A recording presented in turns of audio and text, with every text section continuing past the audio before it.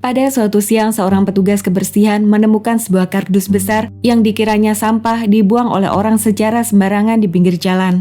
Ketika kardus itu ingin diangkat untuk dibuang, ternyata mereka menemukan jasad seorang perempuan muda dalam keadaan sangat memprihatinkan.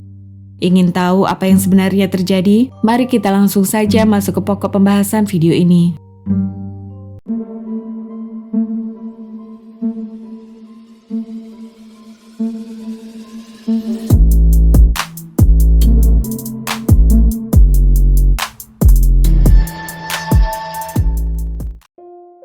Rea Metokmo berusia 19 tahun tinggal di Panabo City, Provinsi Davao del Norte, negara Filipina, adalah putri bungsu dari 3 bersaudara.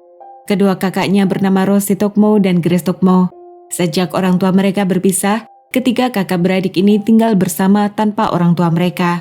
Rea dikenal sebagai anak yang baik, sangat dapat diandalkan, dan kedua kakaknya sangat sayang padanya.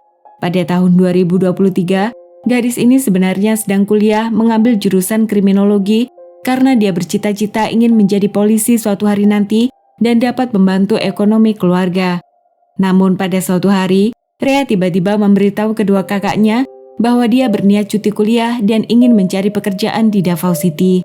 Meskipun kakaknya bersikeras melarang dan menyuruhnya agar tetap melanjutkan kuliah, Rea tetap teguh dalam pilihannya. Dia beralasan ingin mengumpulkan uang agar dapat membayar uang kuliahnya sendiri tanpa harus merepotkan kakaknya lagi. Rosie dan Grace akhirnya dengan berat hati setuju dan membiarkan Rea pergi. Namun tanpa sepengetahuan mereka, pada tanggal 14 Juni 2023, Rea malah menggunakan pesawat terbang pergi ke Cebu City, tidak ke Davao City, seperti yang pernah dia sampaikan pada kedua kakaknya. Setibanya di sana, Rea disambut oleh Jewel Smith, seorang sahabat yang dikenalnya cukup lama. Rea lalu diterima bekerja di sebuah bar dan tinggal bersama karyawan lain di sebuah asrama yang disediakan perusahaan sebelum akhirnya pindah tinggal bersama Jewel di sebuah rumah kontrakan di Barangay Lok yang jaraknya tidak terlalu jauh dari tempat kerja. 1 bulan kemudian, sesuatu yang buruk terjadi dan merubah jalan hidupnya. Pada pagi hari tanggal 17 Juli 2023 di salah satu jalan di Cebu City, terdapat sebuah kardus besar tergeletak di pinggir jalan. Sebelumnya, seorang petugas keamanan sudah melihat, namun mengabaikannya karena dia mengira kardus itu mungkin saja jatuh dari sebuah mobil ekspedisi. Lalu sekitar pukul 1 siang, seorang petugas kebersihan jalan menemukan kardus itu. Pada awalnya dia mengira cuma sampah yang dibuang sembarangan oleh orang. Saat coba diangkat, petugas kebersihan sangat terkejut karena kardus itu sangat berat dan tidak sanggup diangkat sendiri. Dia lalu minta bantuan warga setempat untuk membantunya mengangkat kardus itu.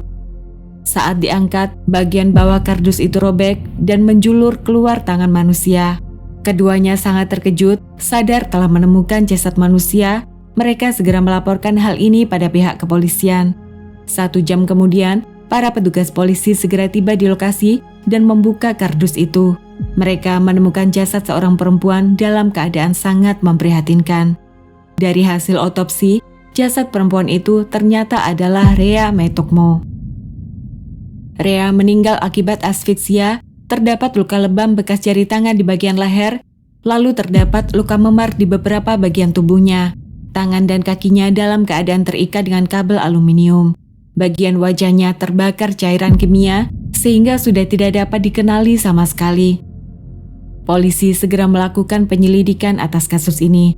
Mereka mulai memeriksa tempat tinggal Rea di Barangay Lok. Seorang pedagang toko dan teman sekamarnya Jewel Smith memberikan informasi pada polisi bahwa mereka terakhir melihat Rea sehari sebelumnya sekitar pukul 4 sore. Saat memeriksa rekaman CCTV, sehari sebelum jasadnya ditemukan, Rea dibonceng seorang pria mengenakan kaos berwarna oranye dengan menggunakan sepeda motor pergi dari rumah kontrakan. Mereka tampak menuju ke arah Sitio Mohon, Barangay Tisa, tempat jasad Rea ditemukan. Ini adalah terakhir kali Rea terlihat dalam keadaan hidup. Para penyelidik segera memberikan rekaman CCTV ini kepada unit anti-cybercrime tingkat regional dengan harapan kualitas gambar bisa ditingkatkan agar mereka dapat mengidentifikasi pria berkaos oranye itu dan plat nomor kendaraannya. Namun sayangnya upaya polisi tidak berhasil. Sementara itu, kedua kakak Rea sangat sedih mendapat kabar Rea telah meninggal dengan cara begitu tragis. Keduanya sangat terkejut begitu mendengar jasad adik yang mereka sangat sayangi ditemukan di Cebu City tidak sesuai dengan pengetahuan mereka bahwa Rea seharusnya berada di Davao City. Pada tanggal 27 Juli 2023, sekitar 10 hari setelah penemuan jasad Rea, perkembangan signifikan terjadi. Seorang pria datang ke kantor polisi dengan membawa ponsel yang dia klaim merupakan milik Rea. Pria ini mengaku membeli ponsel itu dari seseorang di dekat pasar umum Karbon.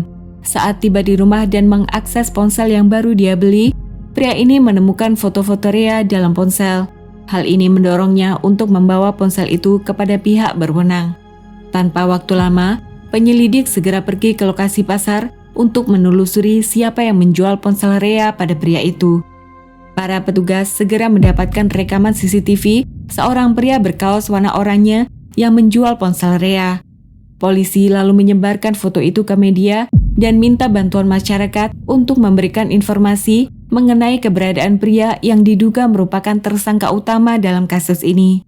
2 hari kemudian, kantor polisi menerima laporan bahwa ada seorang pria bersenjata api meresahkan warga sekitar.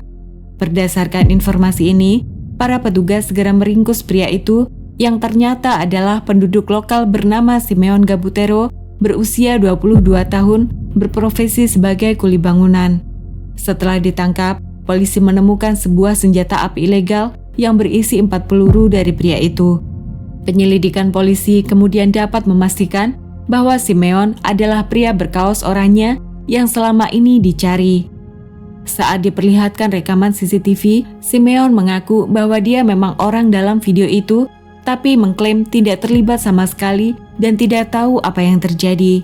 Simeon juga mengaku dia disuruh tetangga rumahnya, seorang pria bernama Roberto Gabison, untuk menjual ponsel itu dan mendapat komisi setelah ponsel itu terjual sesuai dengan harga yang diinginkan. Pada tanggal 30 Juli 2023 sekitar pukul 7 pagi, Roberto akhirnya ditangkap tanpa perlawanan dan dibawa ke kantor polisi. Pada polisi, Roberto membantah dengan tegas tuduhan yang diarahkan padanya. Dia mengklaim tidak pernah bertemu Simeon dan tidak mengenal korban sama sekali. Pada tanggal 4 Agustus 2023, Kepolisian Nasional Filipina mengambil sampel DNA kedua orang ini untuk dicocokkan dengan DNA yang ditemukan di bawah kuku jari Rea. Sementara mereka menunggu hasil tes DNA, ada petunjuk tidak terduga muncul. Seorang supir taksi mendatangi stasiun radio lokal, memberikan wawancara bahwa kemungkinan besar dia tahu siapa pelaku kejahatan yang sesungguhnya. Dalam wawancara radio, supir taksi itu mengatakan pada tanggal 17 Juli 2023 yang lalu, dia mengantar 2 penumpang.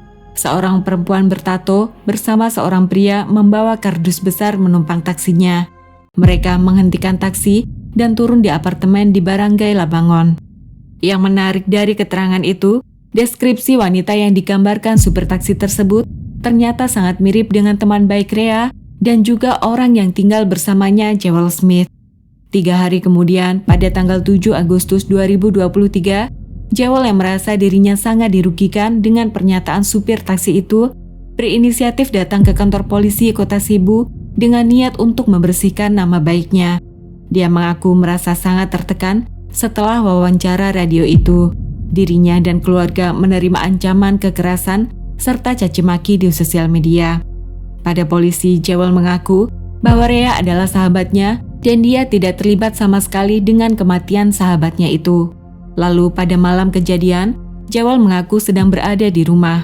Hari itu hari Minggu dan dia kelelahan setelah pulang larut malam dari tempat kerja. Pada tanggal 10 Agustus 2023, hasil tes DNA akhirnya keluar. Dalam laporan itu tertulis, sampel DNA yang diambil dari bawah kuku korban ternyata cocok dengan DNA milik Simeon Gabutero. Setelah bukti meyakinkan itu disampaikan, Simeon akhirnya mengakui semua perbuatan yang telah dia lakukan. Simeon mulai bercerita bahwa dia mengenal Rea sejak tanggal 5 Desember 2022 yang lalu lewat media sosial Facebook. Sejak pertama kali kenalan, mereka sering berhubungan secara intens. Semakin hari hubungan keduanya ternyata semakin dekat dan setuju menjadi sepasang kekasih. Meskipun hanya berhubungan secara online, Simeon mengaku sangat menyukai Rea. Dia mengklaim mengirim sebagian besar gajinya setiap bulan pada Rea untuk membantu biaya pendidikan gadis itu. Namun dia sangat kecewa, Rea ternyata berhenti kuliah dan pindah ke Cebu City untuk bekerja. Simeon juga menjelaskan bahwa pada tanggal 16 Juli dia bertemu Rea dalam keadaan mabuk. Setelah bertemu, dia mengaku mengajak Rea pulang ke rumah agar dapat beristirahat di dalam kamarnya. Perbincangan mereka akhirnya menjadi sebuah pertengkaran setelah Simeon memeriksa ponsel Rea dan menemukan bukti percakapan kekasihnya dengan beberapa pria. Simeon merasa sangat cemburu dan dikhianati. Dia mengaku kemudian lepas kendali dan menghabisi nyawa gadis itu dengan kedua tangannya. Menurut Simeon, dia melakukan semuanya sendiri tanpa bantuan siapa-siapa. Meski keluarganya tahu dia membawa seorang gadis ke dalam rumah, tapi mereka tidak mencampuri urusan pria ini. Setelah memastikan Rea meninggal, Simeon pergi keluar membeli cairan kimia. Dia lalu pulang menuangkan cairan kimia yang baru dia beli agar wajah korban sulit untuk dikenali. Setelah itu, jasad korban ditaruh ke dalam sebuah kardus besar yang kemudian diikat dengan lakban. Pada tanggal 16 Agustus 2023, adik laki-laki Simeon ditahan pihak kepolisian karena terbukti tahu apa yang terjadi dan membantu kakaknya membuang kardus itu di pinggir jalan raya. Keluarga Rea tidak dapat menerima hasil penyelidikan polisi yang dianggap terlalu percaya dengan pernyataan si tersangka pelaku tanpa menelusuri lebih lanjut kemungkinan lainnya. Sementara itu, polisi Filipina sudah menutup kasus ini. Kakak perempuan Rea, Grace, memposting pernyataan keluarganya di halaman Facebook. Dia berkata bahwa keluarganya tidak bisa menerima hasil investigasi polisi karena tidak memberikan keadilan, tapi malah membawa kesedihan bagi keluarga.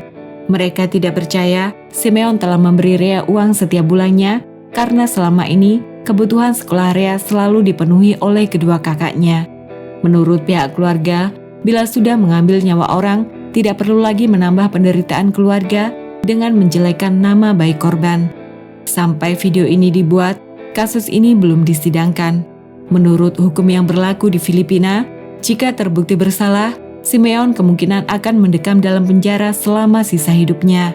Sedangkan adiknya masih dalam pemeriksaan lebih lanjut. Dan jika terbukti bersalah, dia kemungkinan akan ditahan di penjara khusus remaja karena masih berada di bawah umur.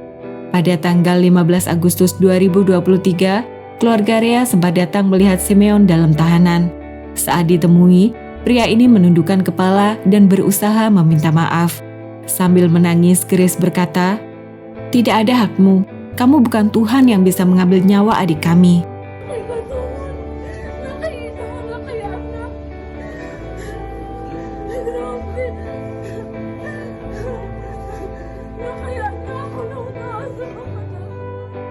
Rose bahkan sempat pingsan dan diberi pertolongan karena tidak mampu menahan kesedihannya.